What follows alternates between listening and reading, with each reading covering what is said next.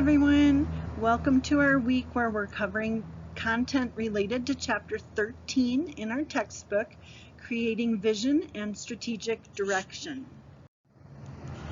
The learning objectives for this chapter are to explain the relationship among vision, mission, strategy, and mechanisms for execution, to create your personal leadership vision, use the common themes of powerful visions in your life and work, describe 4 basic approaches for framing a noble purpose that followers can believe in, to understand how leaders formulate and implement strategy, and to apply the elements of effective strategy.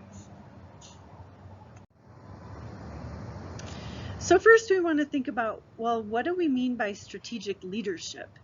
So the basic concept of strategic leadership is that it is the ability to anticipate and envision the future, maintain flexibility, think strategically, and initiate changes that will create maybe a competitive advantage and a sustainable future for your organization. So I think I might have mentioned earlier in the semester that one of my favorite quotes is a Japanese proverb that says, "Vision without action is a daydream, and action without vision is a nightmare." Now your text actually offers an expanded and alternative version of this quote, which I also really like. And that quote is that life without vision is drudgery. Vision without action is but an empty dream. Action guided by vision is joy and the hope of the earth. Okay, so this slide shows the link between strategic vision and strategic action, and it basically lays this out into quadrants based on whether a leader has high or low vision qualities or high or low action qualities. So for example, if a leader has a strong vision, they're high on the vision spectrum, meaning they can really see an attractive desired state for the future of their organization, but maybe they're not so motivated to actually come up with or follow through with a plan of action that will lead to that vision coming to fruition. They might be considered more of a dreamer. So kind of all talk and no action might apply to the dreamer, as opposed to somebody who has a strong vision for the future, a strong pathway as to how to get that vision to come to fruition, and is very high in their action and having a plan as far as the steps that need to be taken to make that vision come true. That would be an effective leader. So high action and high vision equate to an effective leader. High vision but low action is more of a dreamer. All talk, no action. You might use as an analogy for that. Somebody with low vision, maybe they're not good at thinking outside of the box or projecting what could be changed for the better, or they're not good at thinking about improvements or areas of growth or development. So maybe they have a low vision and also little movement towards any kind of change or future direction. That would be an uninvolved leader, probably an ineffective leader, if they're just happy with the status quo and don't want to make any changes. A leader who is all about action and all about doing things and being accomplishing different things or achieving tasks, but maybe without a strong or high vision, maybe low vision, they're not really looking ahead, they're just doing things for the sake of doing things. They're probably more of a doer as opposed to being an effective leader. So definitely the strong quadrant of this matrix that you want to be in in order to have a high correlation between a vision coming to fruition and an action plan to get there is the upper right-hand quadrant, the effective leader. This next slide shows another pyramid of strategic leadership, kind of on its different domains, that of being, you know, what do we do right now? Where are we headed, and how do we get there, and who are we? And all of this can basically be conceptualized in this pyramid where you have the vision on top. This is where you're headed, right? This is what you're hoping to do, or what difference you're hoping to make, you know, because your organization exists. The mission is, you know, who we are. This is what we're about. This is what our purpose is. It's a little bit more specific than the vision. And the strategy is, how do you get there? That's like your to-do list. This is your action plan, the steps that you need to take in order to fulfill your mission and bring your vision to fruition. And then the bottom of the pyramid are those mechanisms for execution. This is what you already have in place that you're doing right now. What resources do you have? And ultimately, when you develop your strategy, you figure out how to allocate your resources, or what you've already got and what you're already doing, how to modify that in order to come up with that strategic plan that will fulfill your mission and bring that vision to fruition.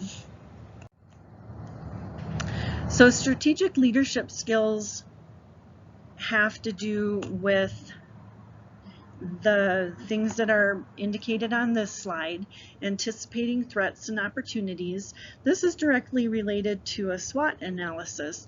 And if any of you have had classes with me before, maybe advanced community practice or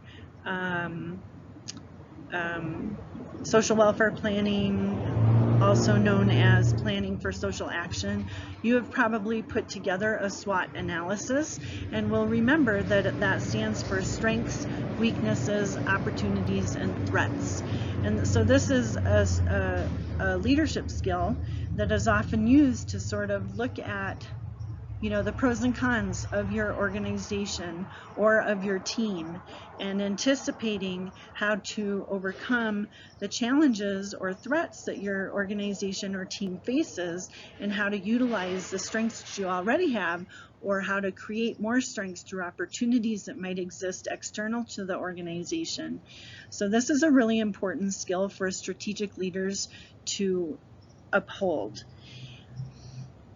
The next strategic leadership skill is to challenge the status quo. This again has to do with, you know, thinking outside the box and looking at trends in how things are operating right now, and you know, thinking ahead as to what might be changing in the near future or long term, and what is your organization or your team going to do to keep up with the times.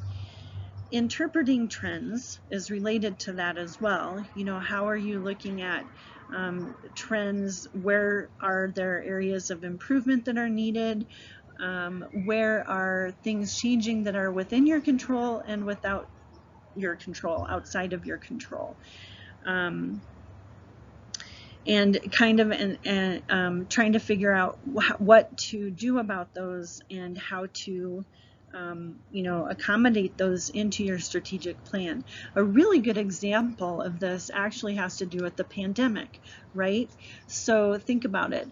Without any notice, the pandemic pushed a lot of organizations into remote working and remote productivity, and in our field, things like telehealth, or you know, doing things virtually. So that begs the question then, is this trend going to continue as the pandemic subsides, or is this something that will kind of, you know, be discontinued once the pandemic subsides, and is the expectation to go back to the way things were before, or how will your organization or your team manage those kinds of changes and be more thoughtful or strategic in implementing your methods of service provision, or whatever the case may be, in order to meet the needs that your organization is addressing. And how will those trends affect your mission, and how you will achieve your mission, and how you will actually bring your vision to fruition.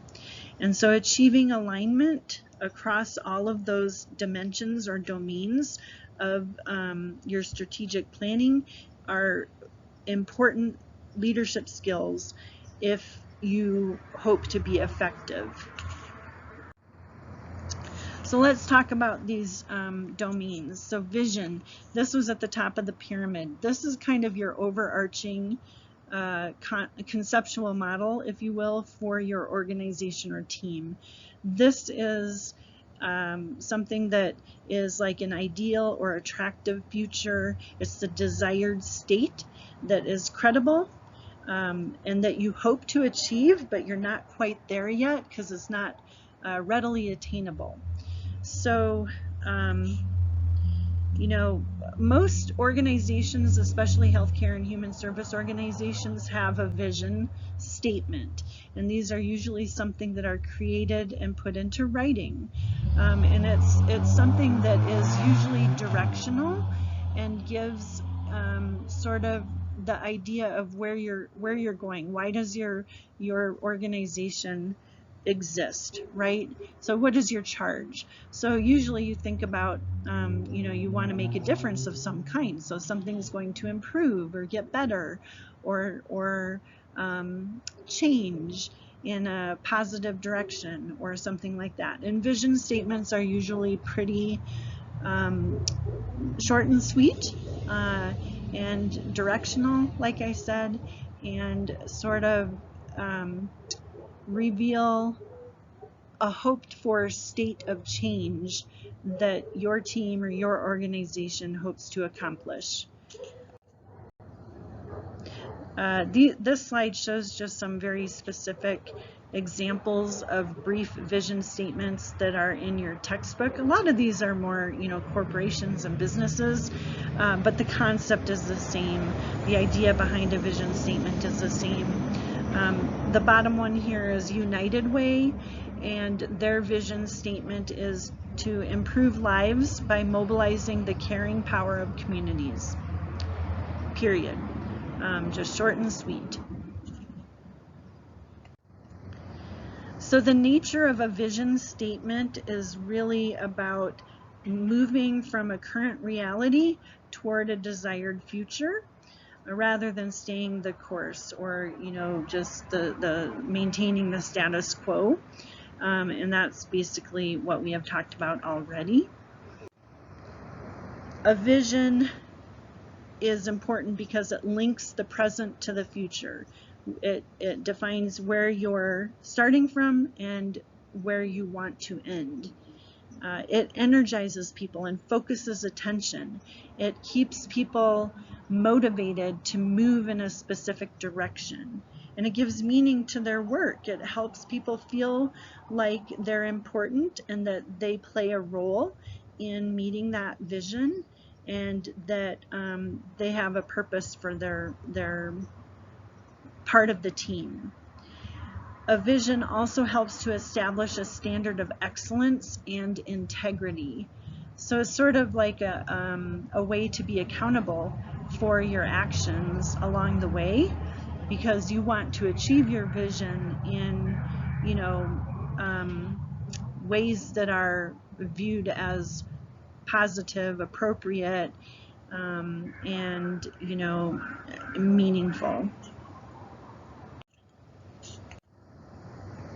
Common themes of a vision statement include having broad appeal, dealing with change, reflecting high ideals, and defining the destination and the journey.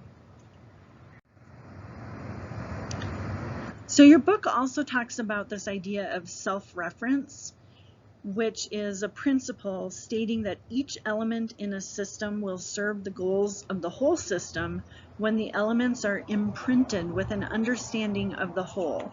In other words, when everyone kind of understands their piece of the puzzle, it is much more helpful and much more ensuring that you're going to be able to make that difference that your vision is saying that you will do.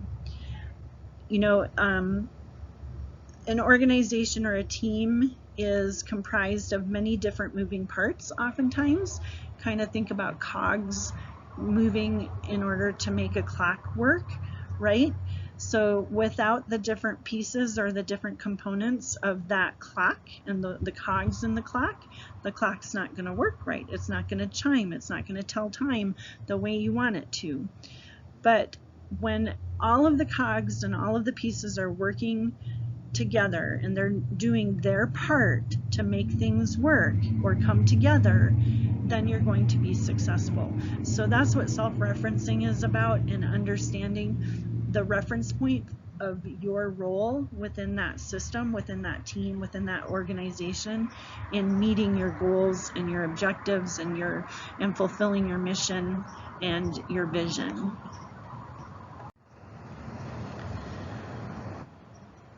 So leader steps to creating a vision have to do with targeting a vision for a desired future, co-creating that vision, identifying strengths, writing a first draft or coming up with some kind of a written draft, soliciting feedback and creating the final vision statement, and then sharing the vision statement widely. There's lots of different ways to create a vision, and oftentimes it is an active participation of your stakeholders and your members of your organization and your team. So this is often something that happens creatively and inclusively with all staff, with all managers, with all levels of employees, and including your stakeholders, including representatives from your clientele or the community being served. That's really the ideal way to come up with a vision statement, and ensures buy-in from all parties that will be involved in bringing that vision to fruition. Once you've got that vision statement put together, you really want to think about the next thing in creating your mission statement. A mission is the organization's core, broad purpose and reason for existence. So think about all of the places you've worked at, all of your practicum sites, organizations you've volunteered at. You know, again, really any human service or health organization has something in their mission statement about improving well-being or quality of life or something to that effect, which is also, by the way, consistent with the charge of the profession of social work. So even when you look at the NASW Code of Ethics or whatever, it basically has in its preamble what the mission of the profession of social work is. And it has something to do with, you know, improving individual and society well-being. That might not be the exact wording in the preamble, but that's the essence of our professional charge or our professional mission. And so I encourage you to look at, if you don't already know what the vision statement or mission statement is for the organizations you're affiliated with, get to know them, look them up, and see how they're worded, and if they have anything to do with improving well-being or improving quality of life. That's another really big one that is often a part of mission statements. But it really does define the purpose or the reason for the organization to exist. So what a mission statement does is, again, to help define the enduring character of the organization, the essence of the organization. Why are they there? What is it all about? And it's also about drawing people into the organization, getting buy-in, getting support, garnering resources. You know, it's what pulls people in to care about your mission, and it helps to motivate workers. It also provides, you know, kind of a focus. So like, think about a camera lens, right? So when you go to take a picture, you want to focus that lens. If you have a clear image and a good picture, you have a strong mission, right? But if it's fuzzy or blurry or your thumb gets in the way, your mission statement's probably not very good at motivating people or drawing people into the organization or getting buy-in or anything like that. Okay, so the parts of a mission statement typically include core values being outlined, as well as the core purpose of your team or organization. And the core values and core purpose are frequently expressed in a mission statement. So again, I encourage you to look at your places of employment or places of volunteering or practicum sites or internships or wherever, and look at those mission statements and see if you can identify the values or the purpose within those statements.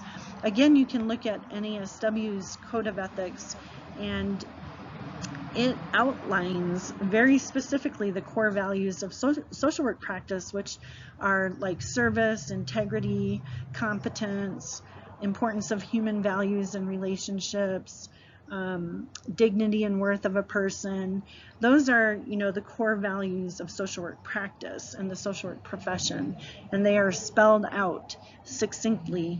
And social justice is the other one, by the way, sorry. And those are embedded in the mission of the profession of social work, which has to do with improving the well-being of both individuals and society as a whole, taking into consideration environmental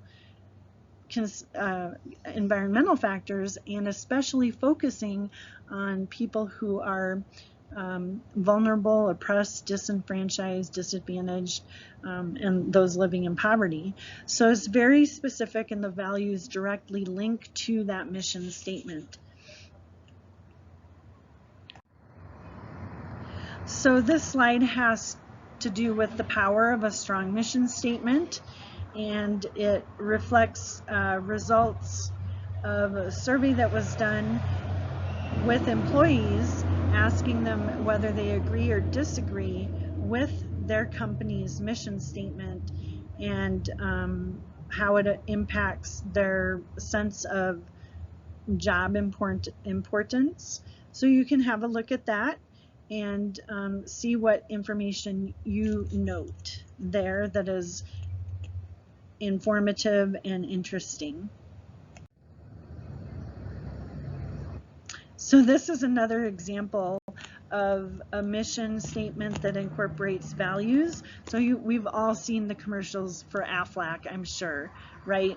So so Aflac's mission and values is that we pledge to be there for our policyholders in their time of need.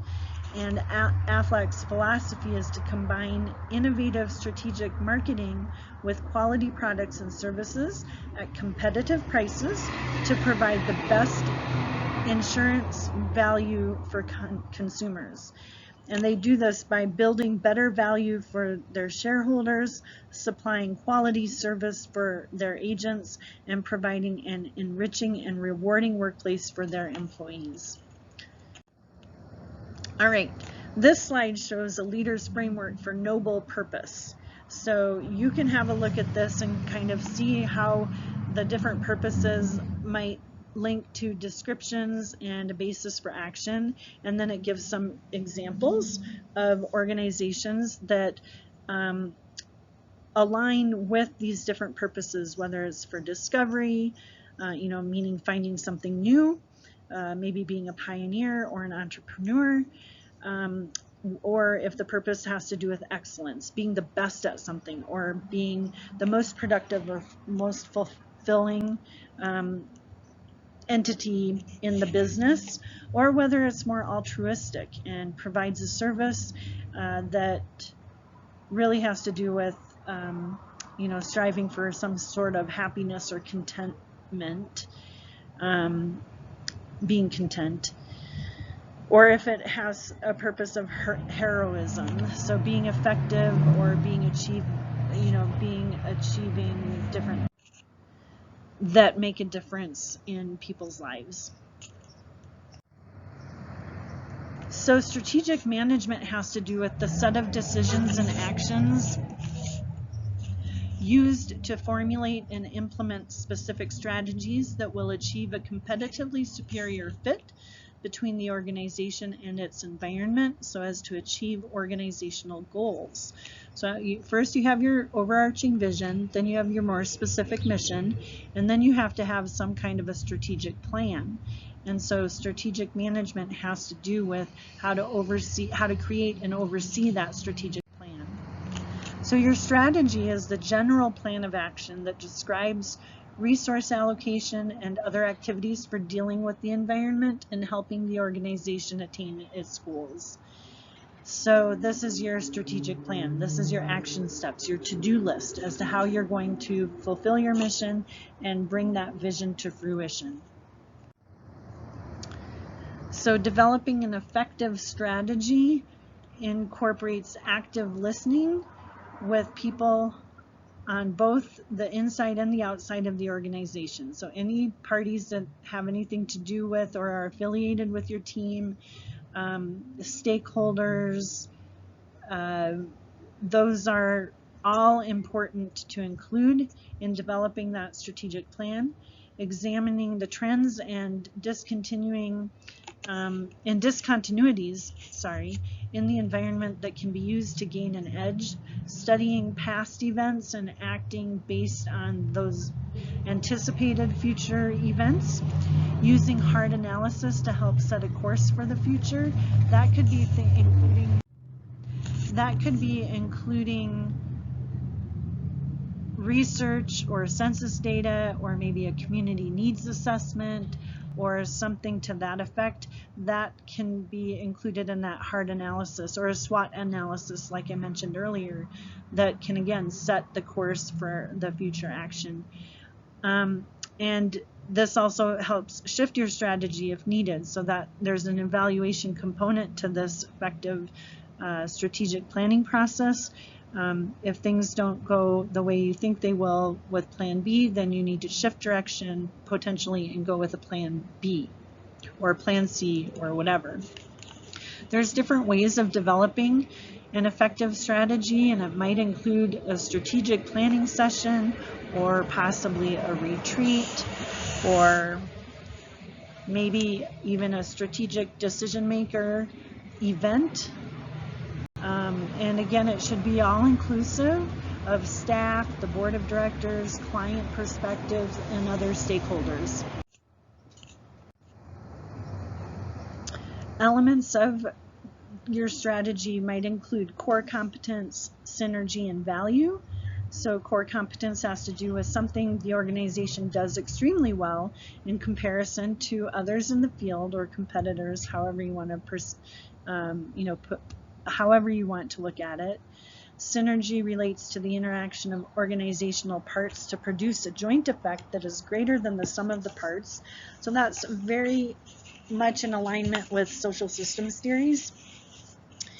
And then value has to do with the combination of benefits received and costs paid by the customer. So the cost benefit analysis, the return on investment, that is the value of the efforts put into your actions or your strategic plan. Strategy formulation and execution has to do with integrating knowledge of the environment, vision, and mission with the core competence in such a way as to attain synergy and create customer value or consumer value or clientele value or community value, and putting strategy into action by adjusting various parts of the organization and directing resources to accomplish strategic goals. So actually talking the talk and walking the walk, putting it into action, your plan into action. Tools for strategy execution have to do with creating ongoing communication. Constant communication, nurturing relationships is very important to executing a strategic plan effectively. Being transparent, being open and honest, and having constant communication is very important to executing a strategy or a strategic plan effectively. Teaching the why, keeping in the forefront why we're doing this, what the purpose is, what the end goal is, what you're hoping to achieve ultimately by doing these little steps between here and there. Explaining what this new thing means to each person and why it's important. Again, not teaching the why, but explaining and making sure that people see their piece of the puzzle and where it all fits together. Telling what is not changing.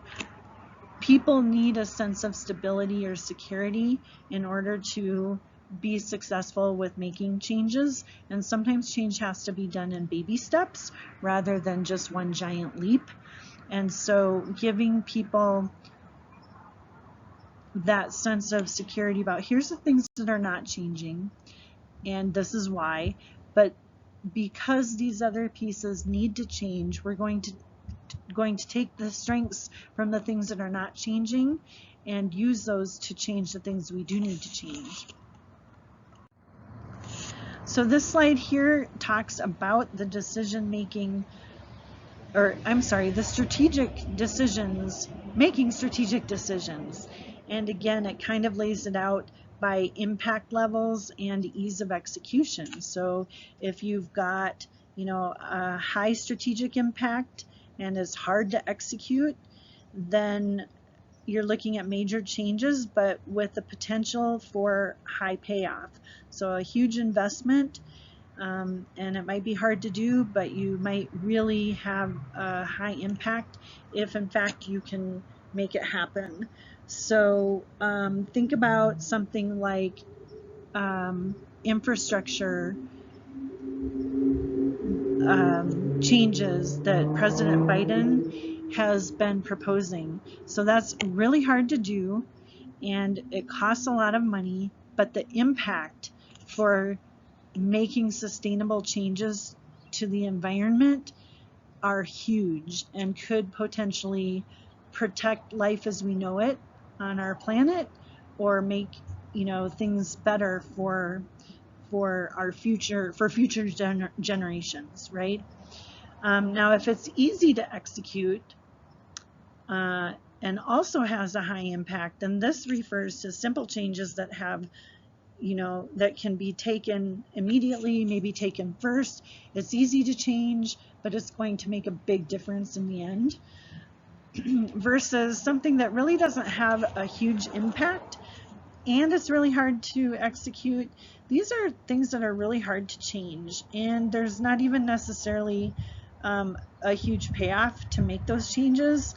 And so this is an area that you probably want to avoid. If it's hard and has low impact, then why do it?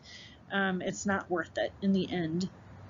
And then if it is something that is easy to do, but maybe still has a low impact, a low strategic impact, it may still be worth it to do it because you're going to see incremental improvements and maybe those baby steps are small wins along the way, but in the end they could still serve a purpose for making changes that are valuable, because the little things mean a lot sometimes. So those little things add up, and really it oftentimes can still be worthwhile, but they might not be the first things that you do because of the low impact, but it's easy to do, so you may as well do them anyway.